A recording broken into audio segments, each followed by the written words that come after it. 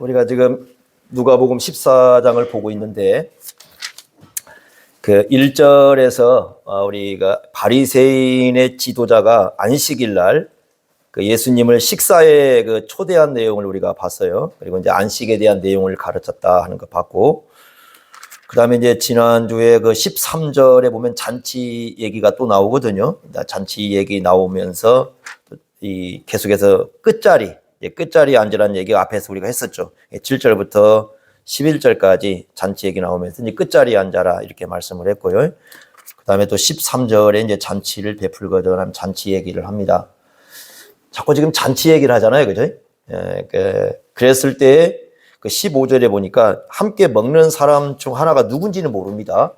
그 사람이 예수님 말씀을 알아들은 겁니다. 딱 알아들었어요. 어떻게 알아들었느냐면은 지금 예수님이 말씀하고 있는 잔치가 뭘 얘기하고 있는가? 여러분, 이 정도 얘기하면 잔치가 뭘 얘기하는 게 알아들을 수 있겠습니까? 이게 구약을 모르면 잘 몰라요.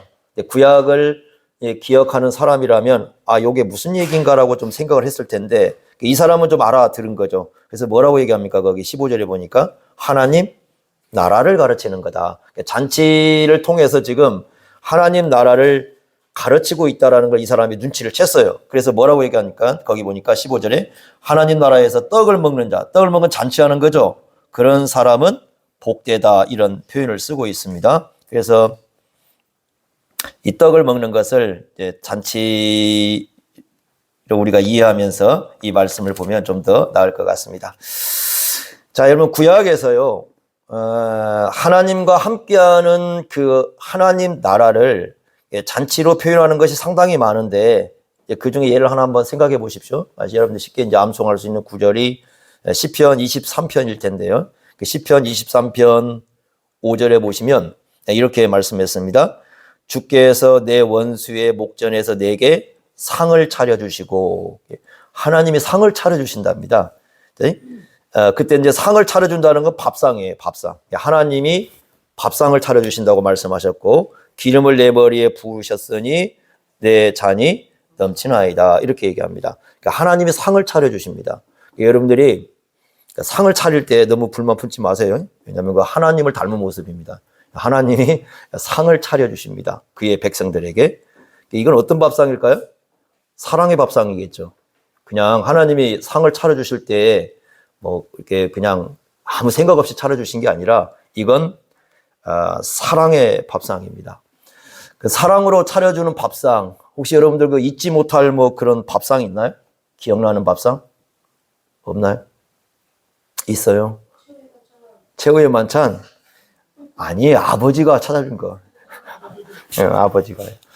저 하늘에 계신 아버지 말고 지상에 계신 아버지가 해주신 거. 아마 그거 여러분 혹시 기억날지 모르겠어요. 잊지 못한 그 식사가 있어요. 식사라는 게 이게 그냥 이렇게 늘 하는 거지만 정말 잊지 못하는 그 이렇게 어떤 그 내용이 있습니다. 그 제가 그 군대를 갔을 때가 10월 4일로 이렇게 그 기억을 하는데 그 제가 이제 생일이 이제 10월 10일 음력으로 이렇게 돼 있잖아요. 그죠? 군대를 갔는데 한 일주일 뒤에 지났는데 그 조교가 저를 혼자 개인적으로 불렀습니다. 그래서 큰일 났다. 내가 지금 훈련병으로 와가지고 뭔가 엄청 잘못했나 보다. 이렇게 생각을 했거든요. 그래서 이제 이거 따로 불렀다는 것은 그때만 해도 뭐 지금 군대야 그러지 않지만 그때만 해도 뭐 이게 막 그 사람 때리는 게 아주 심할 때거든요. 그래서 이제 이거 큰일 났구나. 뭔가 맞을 때가 됐나 보다 하고 이제 조용히 갔습니다. 그런데 이제 조용한 공간 속에 이렇게 부르더니 갑자기 뭐 이렇게 초코파이 이렇게 쌓여 있어요. 군대에서 잘 먹는 초코파이들이 이렇게 쌓여 있는데 거기다가 이렇게 초를 꽂아놓고 있더라고요. 그래서 이게 뭐야 지금 전혀 생각을 못 하고 있었어요. 왜냐하면 음력이 생일이니까 양력을 생각할 거리야 생각을 못 했는데 이분이 이제 딱 오더니만은 불을 딱 켜더니만은 너 오늘 생일이지 그러더라고. 제가요? 그때 10월 10일이잖아. 아니라고 하면 또 이거 말할 수도 없잖아요. 그래서 맞습니다. 그랬더니 그래도 그래놓고 이제 제가 근데 저 음력 생일인데 군대에서는 그냥 날짜 하라면 하는 거야. 양력이면 양력이고 음력 그냥 앞에서 하라는 거야 이렇게 하더라고. 그래서 그럼 오늘 합시다. 그래서 이분이 그걸 해놓고는 혼자 이게 그 생일 축하하면서 노래를 불러줘요. 조교가. 그래서 아니, 그때 이제 당시만 해도 왜 초기 여러분 아시잖아요. 요거 딱 눈을 쓰고 눈밖에 안 보이는 사람들. 이게 눈도 잘 안 보이잖아요. 그리고 말 한마디 조용조용 하면은 얼마나 겁이 납니까, 거기 가서. 그런데 그런 분들이 이제 그렇게 해주니까, 야, 그래서 제가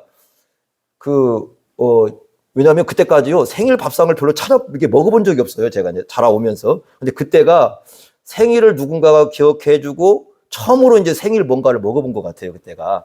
그러니, 더군다나 군대에서 이제 그렇게 해주니까 얼마나 여러분 감격이 됐겠습니까? 열심히 뛰었죠.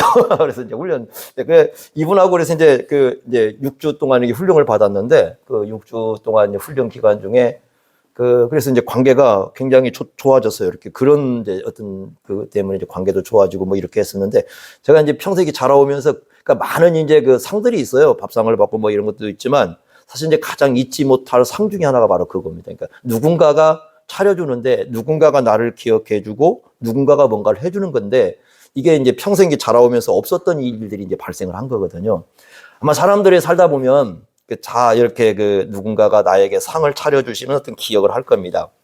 근데 지금 하나님이 상을 차려주시는 거거든요. 얼마나 참 놀라운 하나님의 선물입니까? 그러니까 예수님이 이제 이런 것을 해주시면서 비유를 써가지고 이제 이 잔치를 통해서 하나님 나라를 가르쳐 주는데 예수님은 또 특별한 잔치를 하나를 얘기합니다. 16절 보시면요. 어떤 사람이 큰 잔치를 베풀었다라고 얘기를 하잖아요. 이 잔치를 얘기하는데 여러분 24절 한번 보세요. 24절. 자, 24절 표현이 달라집니다. 내가 너희에게 말하노니 전에 청하였던 그 사람들은 하나도 내 잔치. 자, 16절 큰 잔치를 뭐라고 바꿨습니까? 내 잔치. 이거 무슨 뜻이겠어요? 그러면 여기는 아마 제가 볼 때 세 가지 뜻이 있다고 보여져요. 하나는 뭐냐면 예수님 믿는 사람들이 참여할 수 있는 잔치입니다. 이게 첫 번째 뜻이고 두 번째는 당연히 예수님이 함께하는 잔치죠. 세 번째는 뭐냐면 예수님께서 우리에게 베풀어 주시는 잔치예요. 그러니까 구원이라는 것을 잔치라는 큰 그림으로 아마 이렇게 우리에게 이제 설명해 줍니다. 잔치 열리면 좋죠. 그죠? 예전에 이제 동네에서 잔치 열리면 되게 결혼식입니다. 결혼식. 그래서 이제 집에서 이렇게 마당에서 되게 이제 결혼식을 했고, 이제 잔치를 하면, 사람들이 그날은 누군가가 결혼하면, 잔치 날이구나. 참 즐거운 날이다. 아마 이렇게 생각했을 것입니다. 자, 그런데 여기 예수님이 잔치를 베푸는데 거부하는 사람이 있다는 거예요. 예수님의 잔치에. 그러니까 하나님 나라를 거부하는 겁니다. 그런 사람들이 있다라고 얘기합니다. 예수님 그 자리에, 그러니까 예수님과 함께 앉아 있는 사람들 중에도 해당되는 사람들이 있는 거예요, 지금. 우리가 바리새인과 여럿 와 있었다고 그랬잖아요. 이제 그 중에도 해당되는 사람이 있습니다. 그래서 이제 얘기를 지금 하는 겁니다. 자, 한번 보십시오. 16절에 어떤 사람이 큰 잔치를 베풀고 많은 사람을 청했다. 그 다음에 17절 보십시오. 잔치할 시각에 청하였던 자들에게 종을 보내어서 오소서 모든 게 준비되었습니다. 라고 얘기를 했다는 겁니다.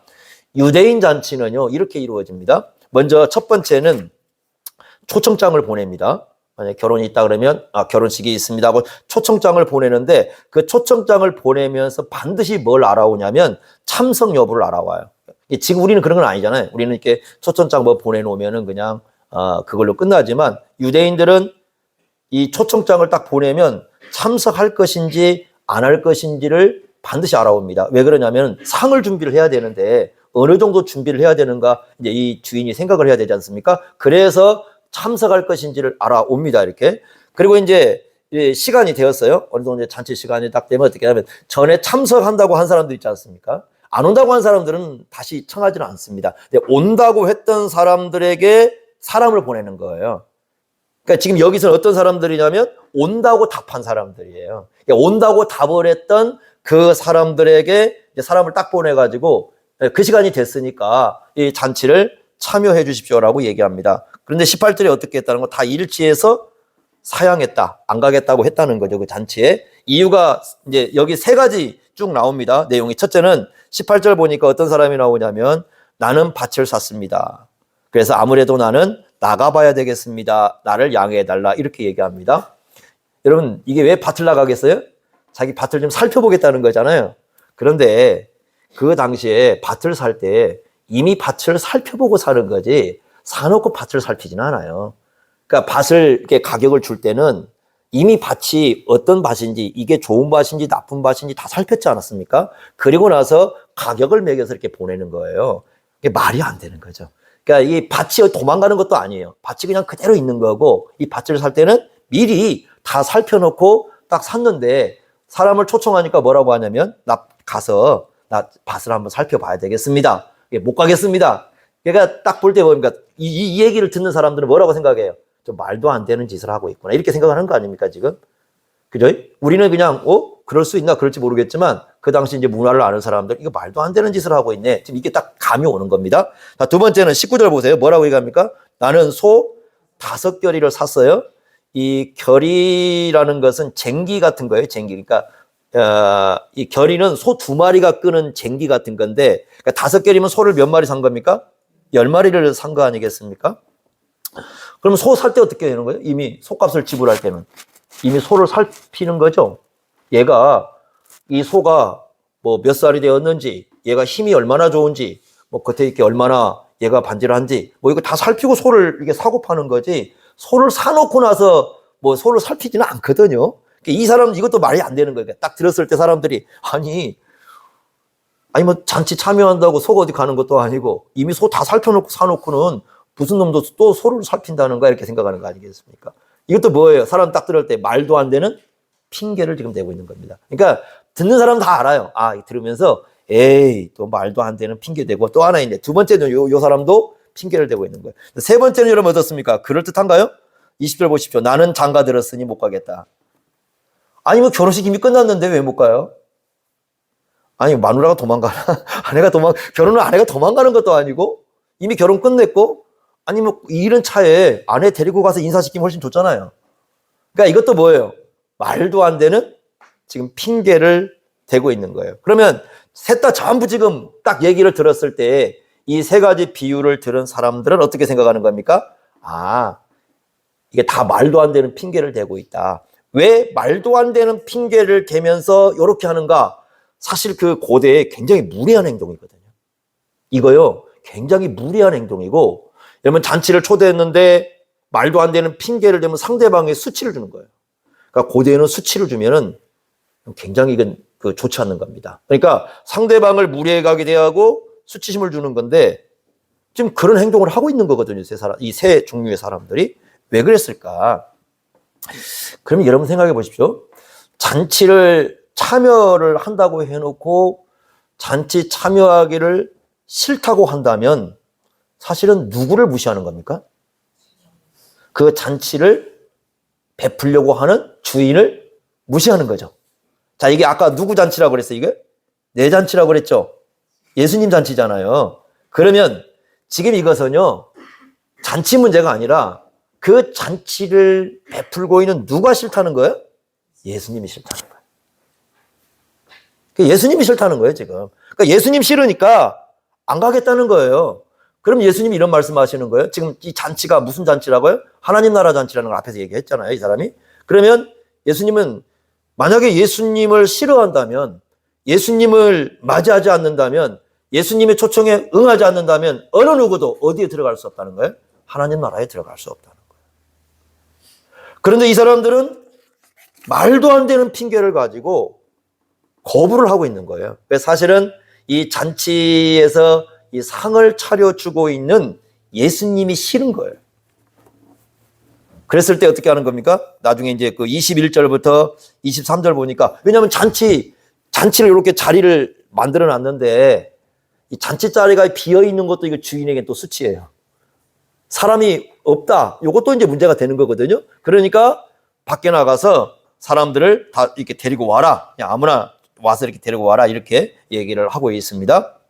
자, 여기에서 뭘 생각하게 해줄까요? 왜 그 당시 사람들이, 예수님이 왔어요. 뭘 갖고 왔다고요? 회개하라, 천국이 와. 하나님 나라를 가지고 왔어요. 그런데 왜 사람들은 예수님을 받아들이지 않았을까? 왜 예수님을 거부하고 예수님을 이렇게 했을까라는 건데요.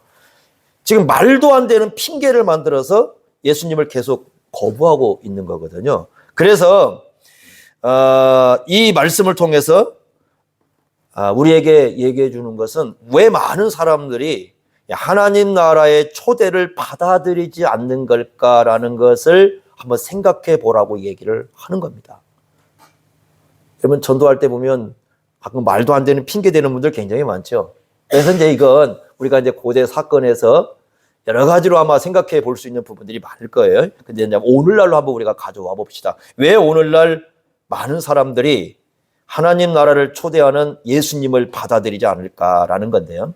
일단 우리가 이렇게 하면 할 말이 없어요. 믿음이 없어. 그래, 기본은 맞습니다. 믿음이 없어요. 믿음이 없으니까 안 오는 거죠. 믿음만 있으면 다 오는 거죠. 오지 말라고 해도. 요건 우리가 이제 그렇게 두고 사회학적으로, 현상학적으로 한번 이렇게 분석을 좀 해보자는 겁니다. 그랬을 때 이제 이렇게 한번 보면 한 크게 한번 세 가지 정도로 한번 생각해 볼 수가 있겠는데요. 첫째는 그 마이클 그린이라는 분이 쓴 책 중에 도피하는 현대인이라는 책이 있습니다. 도피하는 현대인. 이분이 이게 1970년대에 나온 책입니다. 1970년대에 나오니까 여기 아직 태어나지도 않는 분들, 그때 당시에 이제 그런 분들 있을 건데 1972년쯤 나온 책입니다. 이게 올해 지금 번역도 안 된 책입니다. 근데 거기 보면은 이런 얘기를 써놓고 있습니다.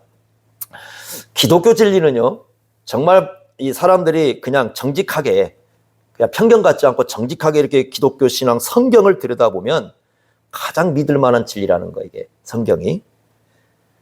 그런데 사람들은 그 진리로부터 도피하려고 한다는 겁니다. 도피하려고 그래요. 그래서 사람들은 예수님과 그 예수님 그분에 대해서 뿐만 아니라 예수님의 어떤 그 명령에 대해서 이렇게 자기가 이렇게 그 앞에 정면으로 예수님과 1대1로 서가지고 그 예수님을 받아들일 만한 용의가 사람들에게는 없다라는 거예요. 그래서 이렇게 얘기합니다. 이제 이분이 그 많은 사람들을 조사를 하는데 사람들이 기독교에 대해서 안다고들 말을 하는데 정말 예수님 모른다는 거예요.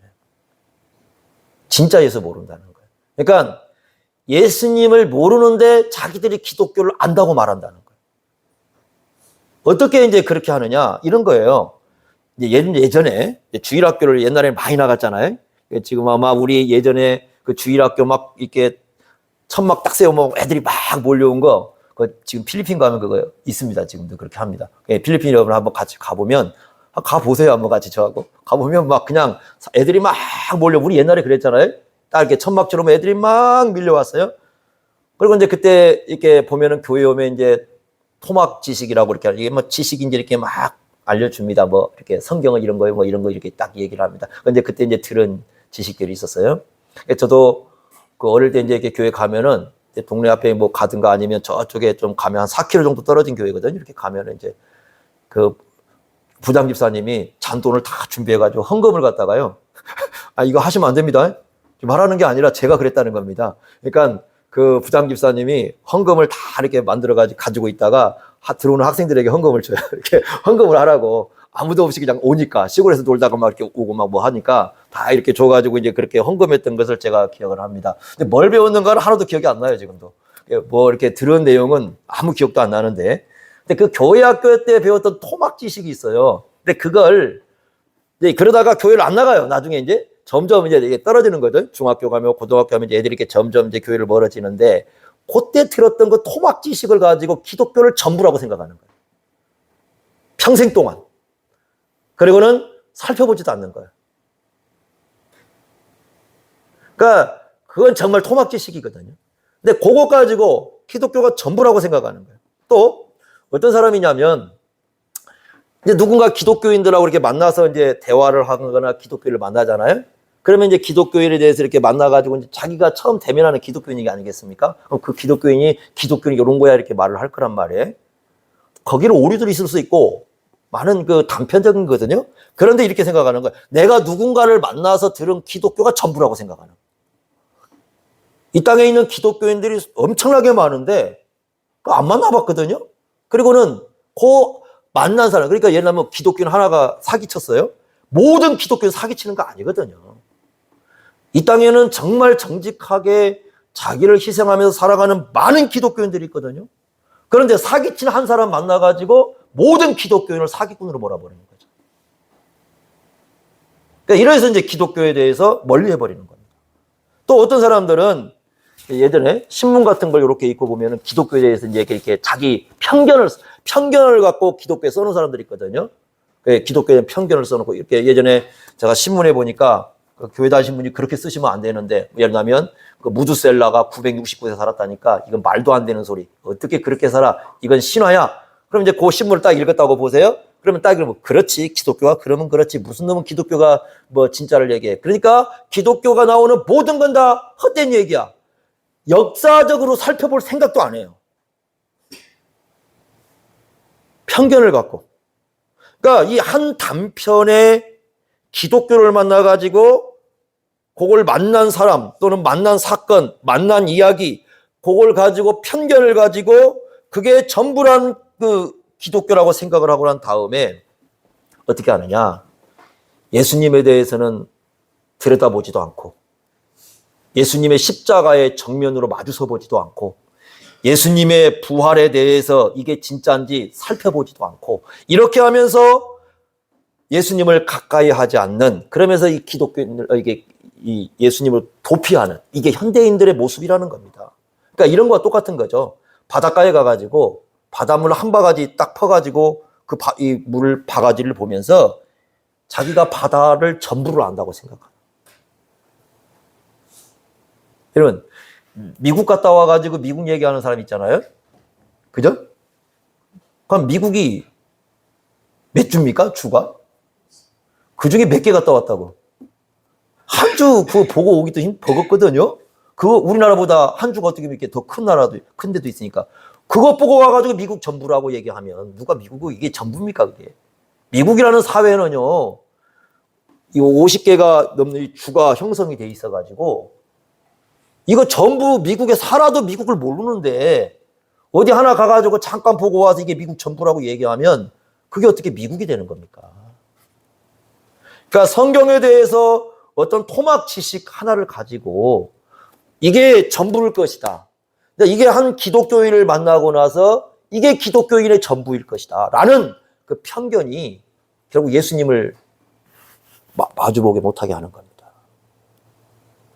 이런 것이 지금 현대인들에게 드러나는 아주 그 문제라는 거죠. 이번 주에는 왜 이렇게 사람들이 찾아오는지. 이제 중국에서 한국에 들어오신 분이 찾아왔는데 이분이 와가지고 밤새 얘기하는데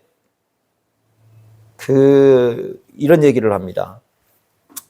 교회를 갔는데 쫓겨났다는 겁니다. 교회를 가서 큰 교회 가서 여러 번 쫓겨났다 합니다. 자기가 옷을 허름하게 하고 가고 가방 메고 딱 들어갔는데 처음에 딱 가면 안내석에 갔는데 안내석부터 교회를 못 오게 한다는 거예요. 그리고 이제 가서 앉으려고 예배만 좀 드리고 갑시다. 이렇게 와서 주일 예배만 드리고 갑시다. 이렇게 했더니 당신은 여기 있으면 안 된다고 해서 쫓겨났답니다. 그래서 이분이 이제 중국에서 39살 때부터 기독교 신앙을 접하고 이제 이번 나이가 45세니까요. 한국에 들어온 지 1년이 좀 넘었는데 1년이 좀 넘어서 이제 교회를 이렇게 예배를 가는데 그러니까 가는 곳마다 다 쫓겨나가지고 결국은 교회랑 가지를 못하고 집에서 예배를 드렸다. 이렇게 얘기를 하는 거예요. 그러면서 이제 한국 기독교인들은 다 거짓말쟁이잖아요. 이제 여기다 쓰는 거 이거 다 나중에 천국 가서 이거 따져봐야 된다고. 뭐냐면 이 앞에다가 수고하고 무거운 짐진 자들 다 내게로 오라. 그래서 짐 지고 왔더니 아무도 영접하지 않는다고. 이런 얘기 성경도 기가 막히게 알아요. 그러면서 얘기를 합니다. 그런데 이런 그 얘기에서 그래서 이제 아내가 이제 그 얘기 하더라고. 아니, 당신이 도대체 한국에 있는 기독교인 몇 명이나 만났다고. 교회를 몇 군데나 가봤다고. 다 가본 것도 아니고 다 만난 것도 아닌데 왜 그렇게 기독교에 대해 미움을 품고 있냐. 진짜 올바르게 하는 사람들이 있고 올바르게 대접하는 사람이 있고 그런 사람들이 얼마나 많은데 당신은 왜 한두 개만 이렇게 몇 군데 가보고 나서 그게 전부인 기독교인 것처럼 그렇게 얘기를 하느냐. 이렇게 얘기를 한 거죠. 성경 역사가 우리가 성경이 66권이 있는데 이게 진짜 사실인지 성경 역사가 정말 사실인지 그리고 성경에 기록되어 있는 십자가 사건이 가진 이 의미가 무엇인지 도대체 예수님이 부활한 것이 사실인지 아니면 영원한 형벌이 정말 있는지 왜요? 성경은 우리에게 이 예수님 한 분이 우리의 영원한 운명 지금 살아있는 운명뿐만 아니라 죽어서 모든 그 영원한 세계 운명까지 다 결정한다고 하는데 예수님에게 직면하려고 하지는 않는 거예요, 이게.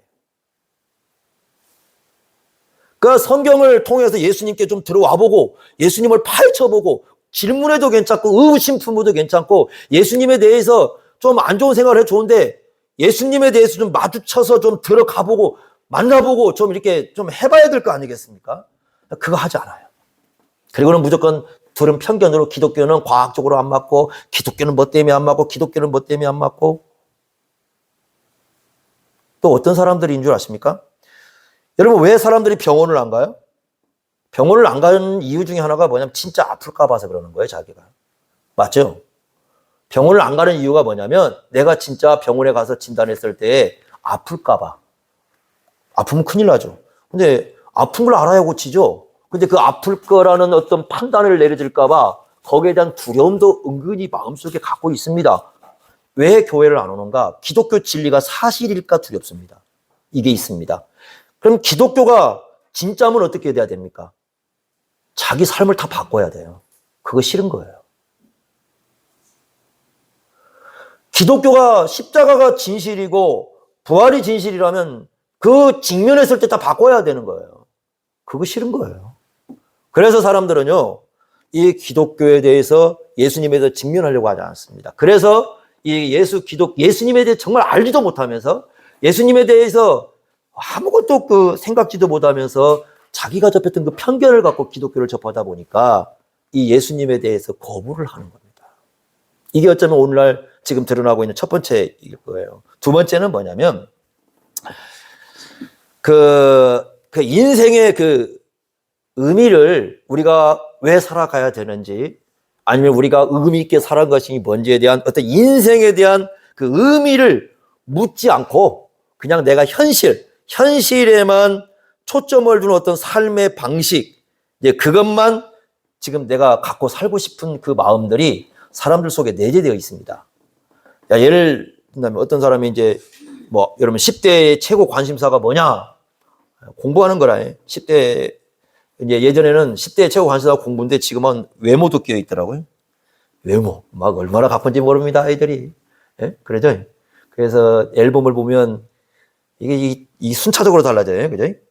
네, 학교 가고 학생들이 열심히 학교 다니고 공부해야 되죠. 자, 공부 끝나고 나면 일자리 구해야죠. 일자리 구할 뿐만 아니라 돈을 벌어야죠. 돈 벌면 좋은 차를 사야죠. 좋은 차만 삽니까? 큰 집 구해야죠. 어느 순간에 보니까 결혼했어요. 애를 낳았죠. 자녀에 대한 이제 집중을 해야 됩니다. 회사에 다니는 사람 승진을 생각해야 됩니다.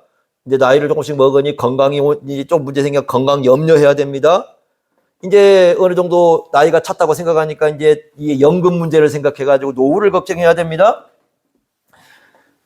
이 삶에 모든 사람들이 걸어가는 삶의 패턴 속에 모든 삶을 집중시키고 그것만 초점을 두고 살아가는 거예요. 왜 사는지 자기 인생에 대해서 질문할 여지를 주지 않아요. 왜 그런 줄 아십니까? 내가 왜 살아야 되는가라는 질문을 하는 순간 두 가지에 봉착하게 됩니다. 첫째는 답이 없어요. 두 번째는 공허해집니다. 지금 자기가 살아가는 게 공허해지는 거예요. 요걸 놨을 때 내가 요거에 승진이라 여러분 내가 승진한다. 요거 놨을 때 승진을 놔보세요. 내가 왜 열심히 일해야 되나? 공허해져요. 그러니까 이것을 직면을 해야 돼요, 자기가. 그러니까 그게 싫은 거예요. 내가 뭔가를 인생의 의미를 묻는 것 자체가 싫으니까 그 생각을 않기 위해서 다른 것에 집중을 해버립니다. 현실적인 그 사람들이 말하는 성공 방식에 집중을 해버리는 거예요. 왜 사십니까?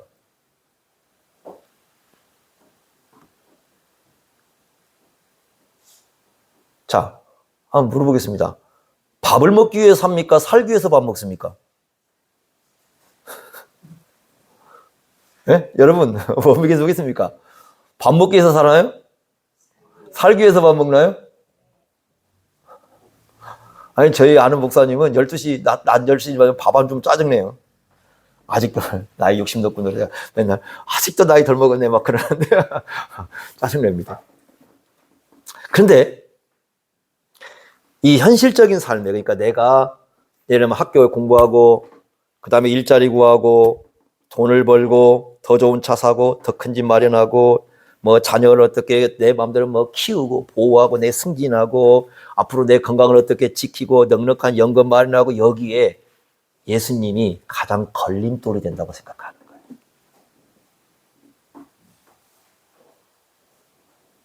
거예요.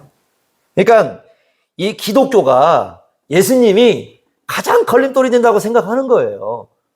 여러분 주일날 막 어떤 사람들 건강위해서 등산 막 열심히 다닙니다. 막 백대산 찍습니다. 그죠? 백두대간 찍고 백대산 찍고 열심히 찍고 다닙니다. 근데 주일날 예수 믿으면 교회 가야 되잖아요. 못하는 겁니다. 예수님이 가장 걸림돌이에요. 그러니까 차라리 내가 현실적인 걸 추구하지 예수님 관심 두지 않겠다는 거죠.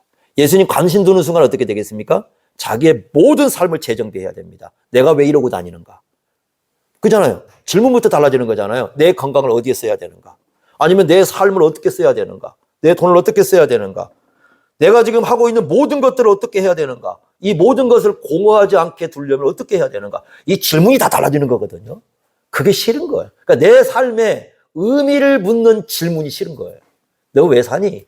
그 의미를 묻는 질문 자체가 싫은 겁니다. 그러니까 예수님 앞에 오면 반드시 그걸 묻는 거거든요. 그래서 기독교를 접하지 않으려고 합니다.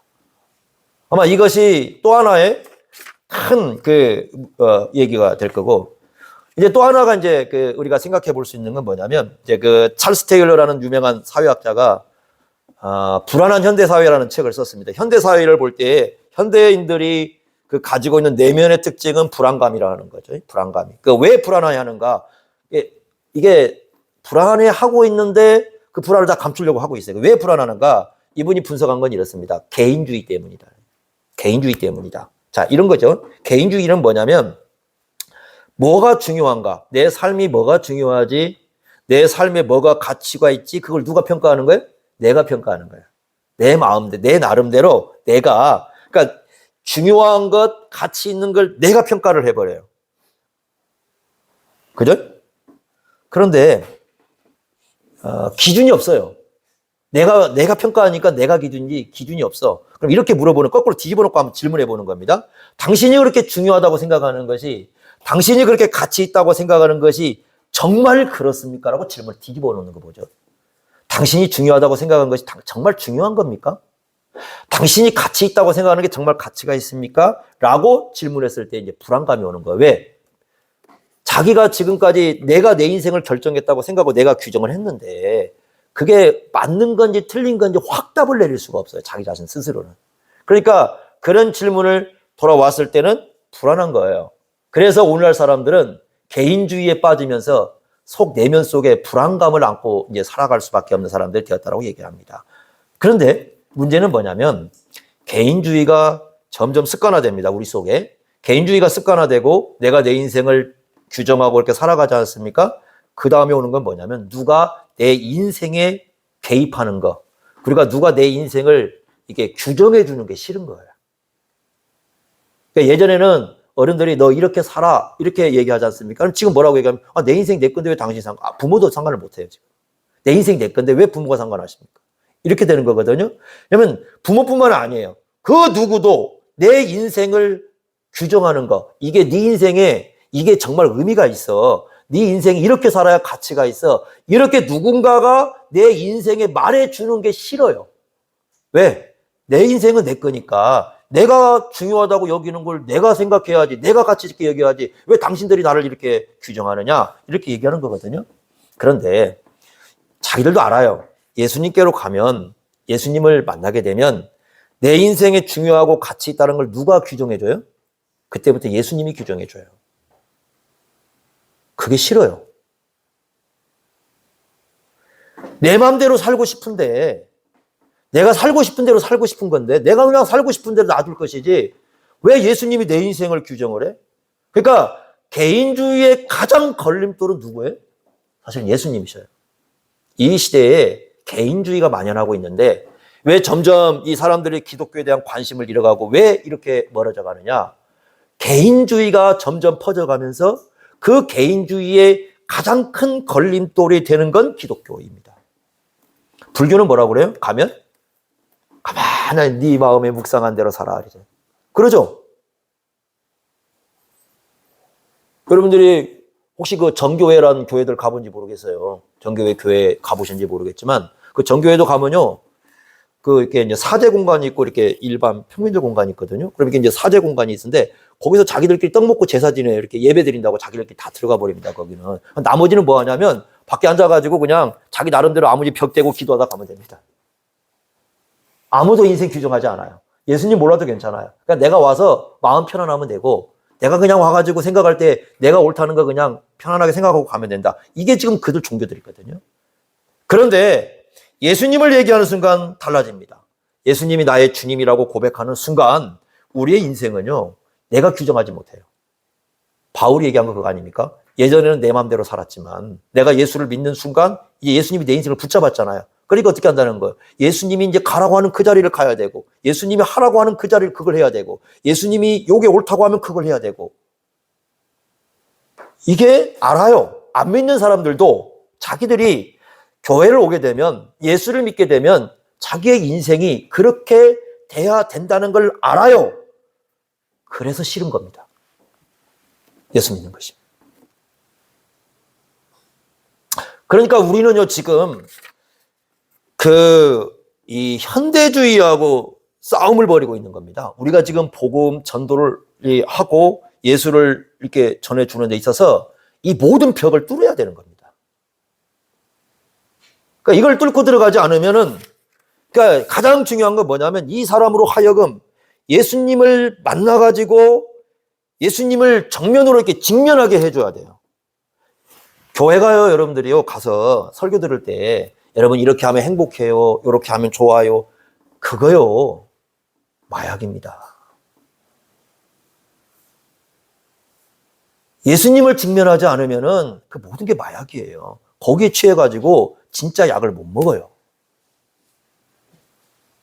그러니까 신앙인은 예수를 만나야 되고 예수님을 직면해야 되고 예수님을 올바르게 얘기해 줘야 되고 그 예수님을 올바로 알아야 세상에 누가 뭐라고 하든지 세상에서 누가 반대를 하든지 예수님은 나의 주님이라고 신앙 고백하고 따라가는 거거든요.